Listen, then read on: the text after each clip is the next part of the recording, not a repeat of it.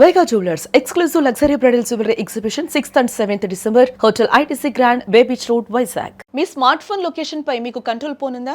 అవును, ఇక location of చేయడం అస్సలు కుదరదు. కేంద్ర ప్రభుత్వం కొత్త నిబంధన వస్తే మీరు ఆపేసిన బ్యాక్గ్రౌండ్లో ట్రాకింగ్ ఆగదన్నమాట. ఎందుకిలా? దీని వెనుక ఉన్న నిజమేంటి అసలు? మన స్మార్ట్ ఫోన్లలో లొకేషన్ జీపీఎస్ అనేది మన చేతిలో ఉంటుంది కదా. అవసరమైతే ఆన్ చేస్తాం, లేదంటే ఆఫ్ చేసేస్తాం.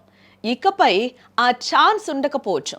మనం లొకేషన్ ఆపేసిన బ్యాక్గ్రౌండ్లో అది పనిచేసేలా కొత్త నిబంధన తీసుకురావాలని కేంద్ర ప్రభుత్వం గట్టిగా ఆలోచిస్తున్నట్లుగా తెలుస్తోంది. ప్రస్తుతం మన పోలీసులు, దర్యాప్తు సంస్థలు ఏదైనా కేసు విషయంలో లొకేషన్ ట్రాక్ చేయాలి అని అంటే మొబైల్ టవర్ల డేటాపై ఆధారపడాల్సి వస్తోంది. టవర్ల డేటా ద్వారా ఖచ్చితమైన లొకేషన్ తెలుసుకోవడం కష్టమవుతుంది. అందుకే కేంద్రం కొత్త ప్లాన్ వేస్తుంది.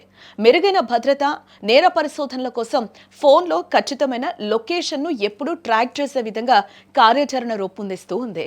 ఇందుకోసం అసిస్టెడ్ జీపీఎస్, ఏజీపీఎస్ అనే టెక్నాలజీని ఫోన్లలో తప్పనిసరిగా ఆన్లో ఉంచాలి.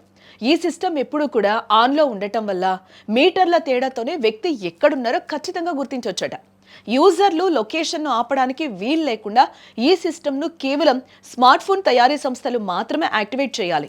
అంటే మీరు లొకేషన్ బటన్ ఆఫ్లో పెట్టినా బ్యాక్గ్రౌండ్లో ఆ సమాచారం సెల్యులార్ ఆపరేటర్లకు అందుతూనే ఉంటుంది.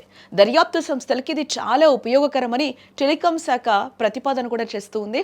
అయితే ఈ ప్రతిపాదనపై యాపిల్, గూగుల్, సామ్సంగ్ లాంటి పెద్ద టెక్ కంపెనీలు తీవ్ర అభ్యంతరం అయితే వ్యక్తం చేస్తూ ఉన్నాయి. దీనికి కారణం మాత్రం ఒకటే చెప్తుంది: ప్రైవసీ.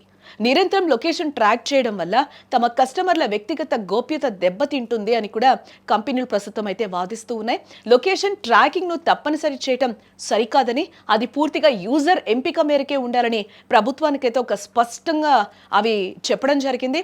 టెక్ దిగ్గజాల నుంచి ఈ స్థాయిలో ప్రెషర్ రావడంతో కేంద్ర ప్రభుత్వం ఈ ప్రతిపాదనపై తుది నిర్ణయం తీసుకోకుండా కొంచెం వెనక్కి తగ్గిందని కూడా ఇప్పటివరకున్న సమాచారాన్ని బట్టి అయితే మనకి తెలుస్తూ ఉంది.